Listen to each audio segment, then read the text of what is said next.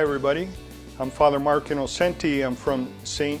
Andrew's Church in Elk River, and I'm happy to be part of this Rice Bowl presentation that we're doing. I have been associated with the Rice Bowl for many years through our parish and myself and through the parishioners that I have been priest for, and I really do enjoy it, and I want to share with you today a recipe that goes along with this Rice Bowl presentation.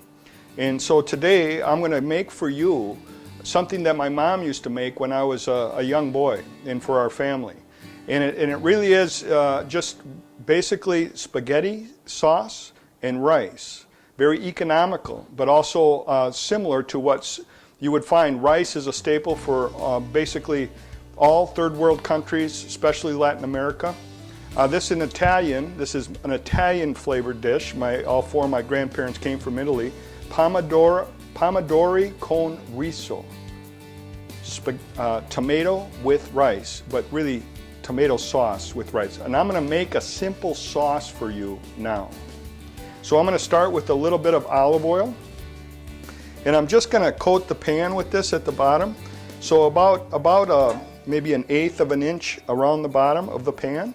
People want to know sometimes my measurements, and I have to tell you I've done my best to try to measure, but I don't usually measure things out. So I'm going to just bear with me on that, but we're covered the pan with the olive oil. I'm going to turn up the heat now.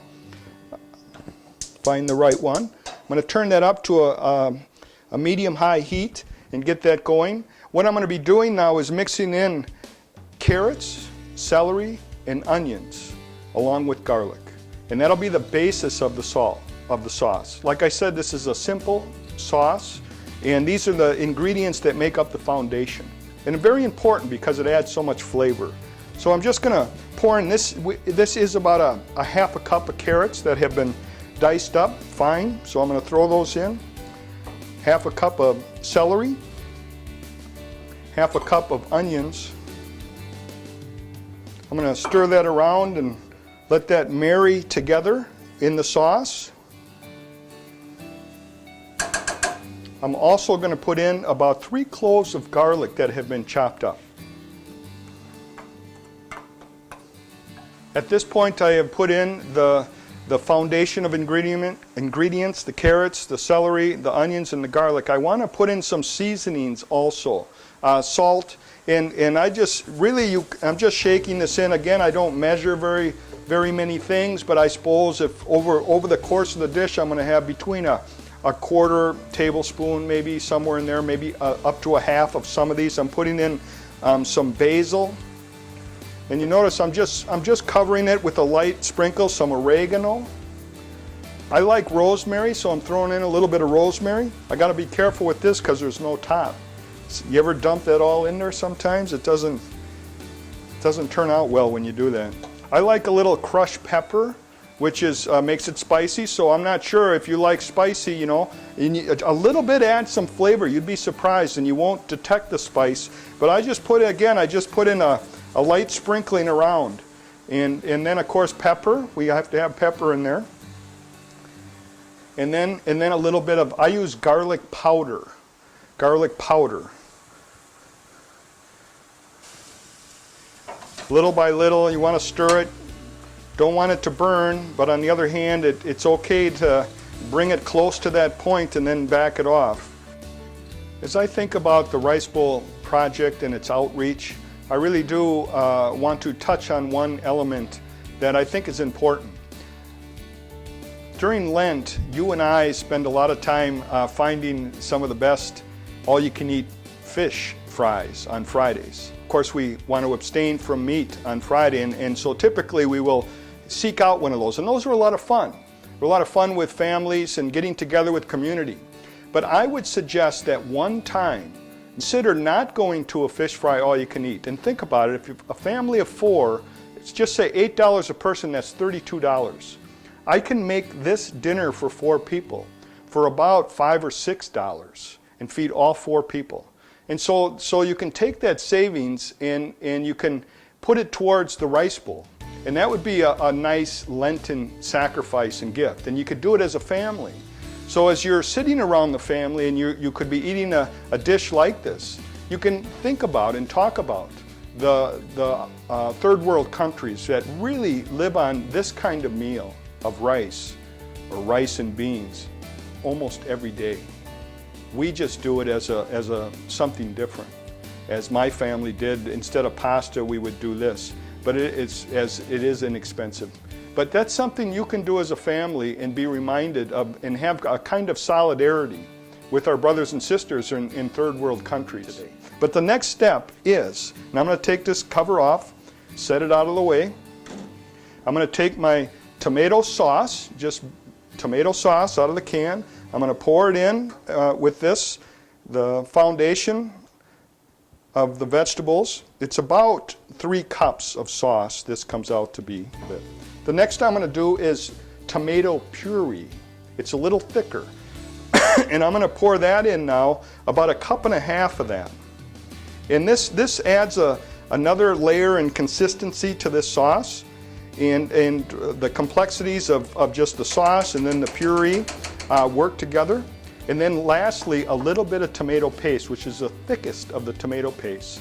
And again, just adds a kind of richness to this, along with thickening the sauce and adding to the flavor. And it's also what my grandma did. So I like to make sure that I stay consistent with what my grandma did. And so I'm gonna work this around, and so it can again work together and marry in its flavors, and stir this a little bit. And that's now we're let this simmer for another 10 minutes if we can, 15 minutes. Half an hour would be more. But I'd say any time around 15 minutes to a couple hours if you want. Won't hurt. Yeah.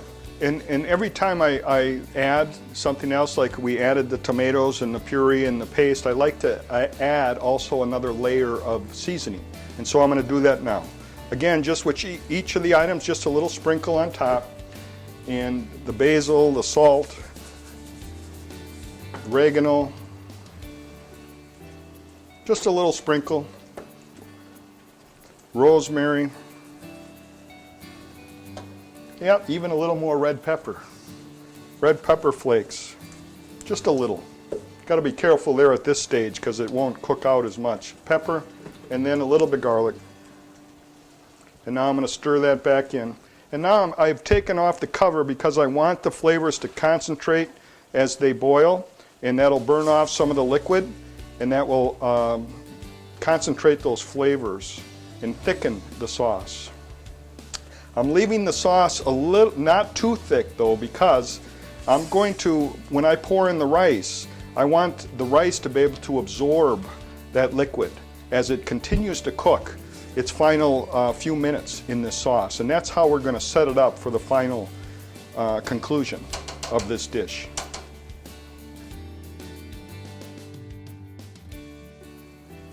Okay, now we come to the final step. As we've been talking and building our sauce, we have had the rice simmering. And I started with 2 cups of rice, and so 4 cups of liquid. But for the liquid, I used 2 cups of water and 2 cups of chicken stock to give a little extra flavor. That rice is now done, simmered. Although I've stopped it from its final cooking, or at least I held short a little bit, so it has about 5 more minutes actually till it's right consistency. Right now it's al dente, a little before al dente. And I'm going to now put it in the sauce for the final 5 minutes of cooking. In that way it'll absorb that sauce and really make it flavorful. So I'm going to go ahead and pour that in now.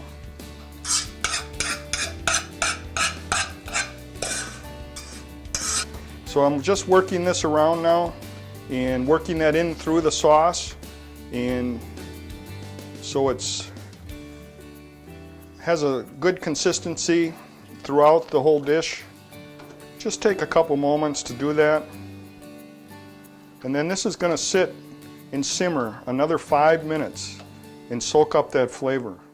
There was one other step. This is an addition to my mom's recipe, but I've grown and older and I want to eat healthy. So this is a fairly starchy dish, but I'm going to add a little bit of spinach, raw spinach, about 1 cup. And I'm putting it in now right in the final minute or two of cooking.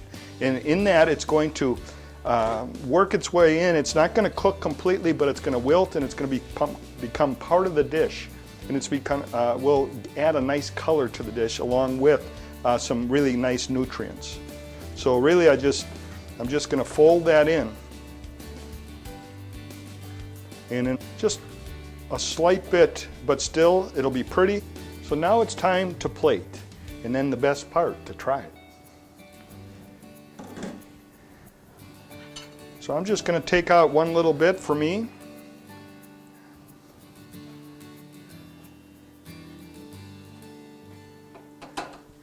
And I'm going to garnish this with a little Parmesan cheese.